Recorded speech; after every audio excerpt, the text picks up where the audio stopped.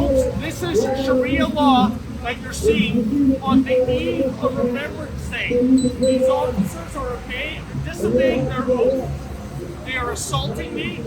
They are bending the knee to the Islamo-Nazis.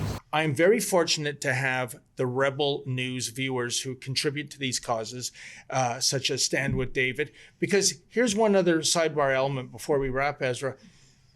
Unless you and our audience stand with me, when I look out to who the allies should be for a freedom of speech, freedom of the press issue, I'm talking about the Canadian Association of Journalists, the Canadian Civil Liberties Association, PEN Canada, the mainstream media.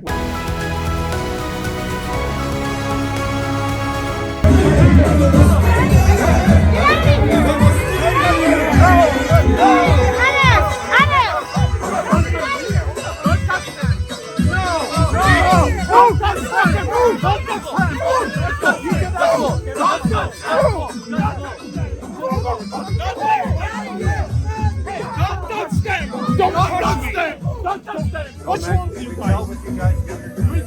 Who are you guys? What do you mean, you guys? See this? Yeah. My grandfather spent 5 years of his life fighting the Nazis. You think I'm going to bend the knee to the Islamo-Nazis? No. What crime am I committing? No, come on. Enforce the law. Obey your oath, officer. Obey your oath. Yeah. You're enforcing Sharia law?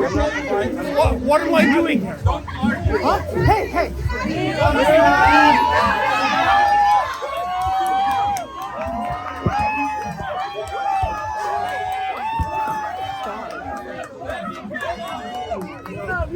Goodbye.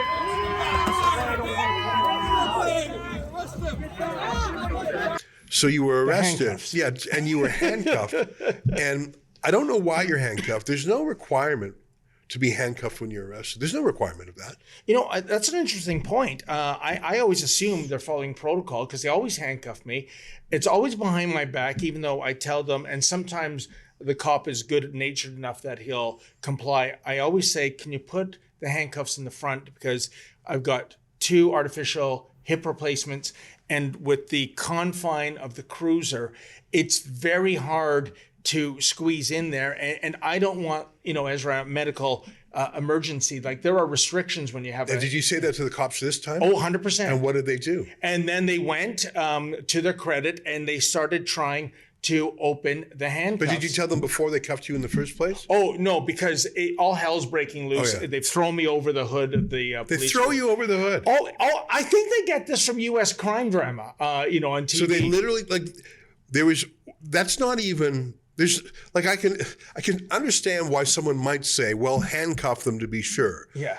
But to throw someone over the hood. Always. And Ezra, I think it's part of, people who are fans of Game of Thrones know what I'm talking about. It's the Cersei walk of shame. Yeah. It's that process of humiliation, public humiliation. And by the way, the Hamas people, they're cheering, they're laughing, they're smiling. They love this. Not that I let it get under my skin, but they had no choice but to bring me to the station because they literally, no matter which key they used, could not open the So they say. You know what, Ezra, on this point, I'm going to believe them. I think, just for their self-interest of not being in the rain, pouring on all of us as they're fiddling with it, I think they were sincere in trying to get it off. When we get to the station, they were putting lubricants in. They were using other keys. Nothing was working. They called the Toronto Fire Service.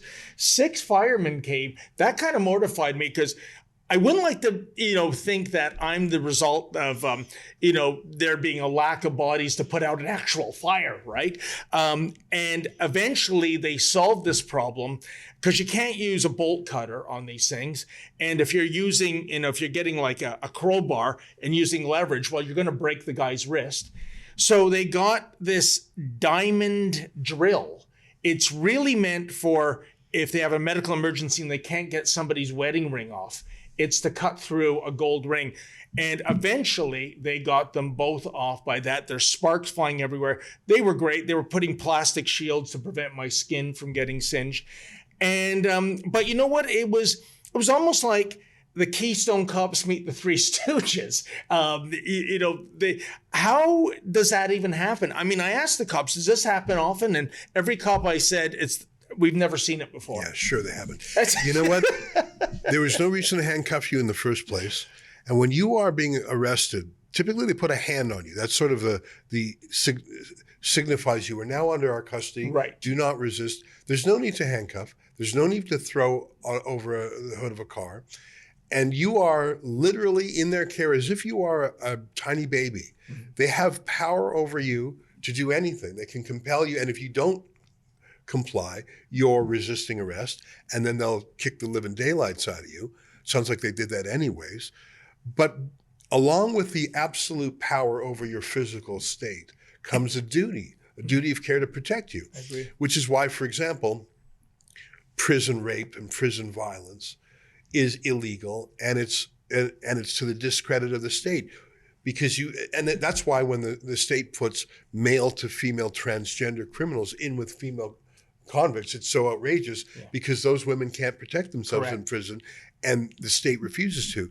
So when you're handcuffed, even if it was an accident and a mistake, and I'm skeptical of that, what they did to you with their stupid buffoonery and these handcuffs and the keys and the clown show, that's on them. Oh, I agree. There was no reason for this. I'm not a flight risk. I'm not going to fight against the cops, certainly not against anyone who have tasers and guns. And I just want to get this over with. They could have just put me in uncuffed in the cruiser. And you've said this before, Ezra, we don't run away from legal challenges. We run to it. We confront it. And so that would have been my way I would engage with that. And they know that. I know that. You know that. Everyone knows that. But I think it was all for the street theater to appease their Hamas audience. Well, I'm not impressed. I've never been impressed with Myron Demkew, the police chief of Toronto, who has presided over the worst crime wave in Toronto history. By every measure, crime is up. I mean, it's the car theft capital of North America now. Mm-hmm. Congratulations. And remember those morons saying, oh, stupid citizens, here's our advice if you don't like your car being stolen. Have your keys near the door so when the home invasion robbers come, they see the keys and don't hurt you. I mean, here's a clip of this. This is Toronto police giving their advice on how to stay safe when your car is being robbed. Remember this? There's also updated advice for all vehicle owners, a message echoed by Toronto police speaking at an Etobicoke safety meeting last month. Constable Marco Ricciardi had a new message for vehicle owners who keep their fobs in Faraday pouches. To prevent the possibility of being attacked in your home, leave your fobs at your front door, because they're breaking into your home to steal your car. They don't want anything else. A lot of them that they're arresting have guns on them, and they're not toy guns, they're real guns. They're loaded. That's why Galinsky says they will be installing the door stops and taking YPR's advice seriously. But she'd like more action from police as well. Yeah, so this is the crime wave police chief, and it disgusts me that the Jewish community has dinners in honor of this chief. Well, why is that? Because they're afraid and they're cowards and they're thinking maybe if we suck up to him, he'll listen to us. No, see, this police chief, just like the politicians, responds to the what's the path of least resistance. If he allows an anti-Semitic crime wave for a year, and the Jews give him an honorary dinner, whereas if he were to crack down on these pro-Hamas thugs, he's worried he might have an Amsterdam on his hands. He's going to arrest the Jews and critical journalists every time. And those damn fool official Jews honoring the police chief who's presiding over this slow-motion Kristallnacht is a disgrace. And Ezra, I want to say something too, because a lot of apologists will say, well, if there's hundreds, if there's thousands of these Hamas people, it's more important to keep the peace, which really means don't enforce the law. But at that intersection of Shepherd Avenue West and Bathurst Street, on the 4 weeks the pro-Hamas people have come there, clearly trying to start trouble up. There's thousands of intersections they can go to chant their genocide, but they go there to bait the Jewish people and the Israel fans, and they don't take it. The thing is that there are more people. At one of the protests, I estimated it was a 40-to-1 ratio in terms of the pro-Israel versus the pro-Hamas thing. So it's not an overwhelming mob. It was almost 1-to-1 police officer with pro-Hamas demonstrator. So it was easily containable. You could have kettled them. You could have made arrests. There was not a safety issue. As you said, in terms of Amsterdam's, it is quite literally sticks and stones. The cops here have guns and tasers. So I'm not buying that excuse. In fact, what we saw a couple of weeks ago is the cops going into the pro-Israel section on behalf of the Hamas demonstrators, Ezra, because allegedly one of the demonstrators did the slash mark. And what do you know? 8 officers it took to arrest this guy, again, handcuffed behind the back in a cruiser down to 32 Division, while they're chanting genocide and displaying swastikas. Yeah. I'm disgusted with the Toronto police. I know the decisions are likely being made at a higher level than the beat cops, but after a point, it's just like during COVID times. There were brutal cops who that was their time to shine. Mask enforcement, 6 foot of separation BS. Well, David, we're going to continue to defend you. If folks want to help, go to standwithdavid.com. We have beaten every single charge against you so far for obvious reasons. It's fake. They're fake charges just designed to sweep you off the street. Thousands of dollars later, the Crown prosecutor says, I can't proceed with this. There's no law or facts behind it. In the meantime, they've inflicted this on you. They see you every time and they want to arrest you every time. They see the pro-Hamas thugs every time and they do favors for them every time. And the fact that you saw this pro-Hamas leader go to the police station by chance a couple hours after tells me that my theory that they're working together. The police and the pro-Hamas thugs are working together just like they had, because it's an informant situation. And the police have made the decision that they will use the Jewish community as a sacrifice zone. They will allow Nazi-style, Kristallnacht-style rallies in this city in the hopes that these ringleaders will hand over deadly terrorist bombers before they pull the trigger, instead of just deporting every goddamn one of them, which is the right answer. Back to your protest. You're dealing with this. Back to your protest.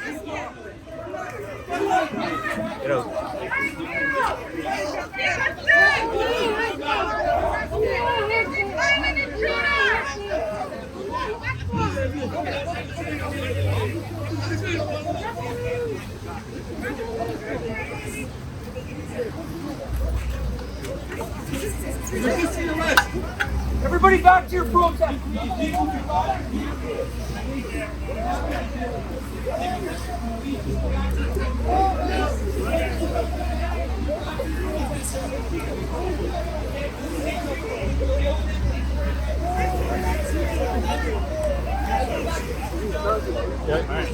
Back, please.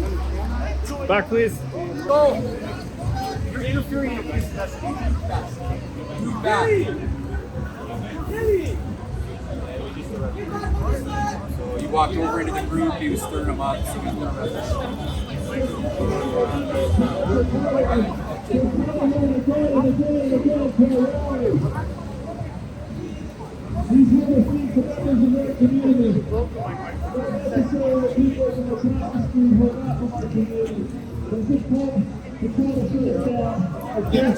Back it up. I'm not going to keep telling you. Yeah, but I'm away, man. I'm not close to it. You're over there. They're the same distance as me. You know I'm not going to do anything. Just I film don't know it. that actually. Come on.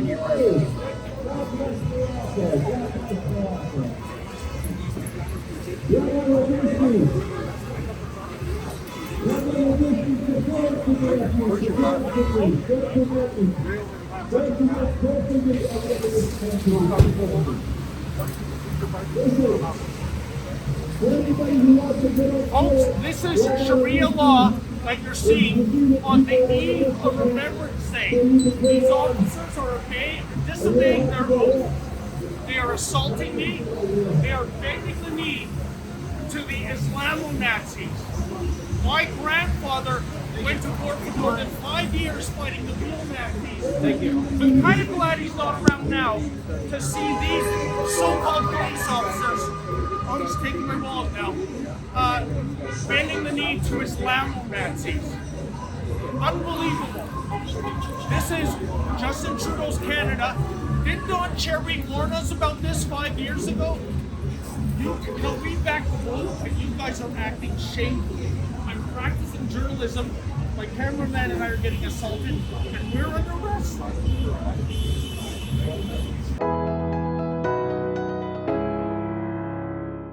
Folks, I'm so sorry to ask for your generosity again, but I have a target on my back, it would seem. And if you could go to standwithdavid.com, that's standwithdavid.com, we are incurring, legal fees, as you can imagine, because every time I practice journalism, when it comes to the pro-Hamas set, who apparently have the ear of the police, I get arrested. And I need your support so I can continue practicing journalism. As I said earlier, my grandfather spent more than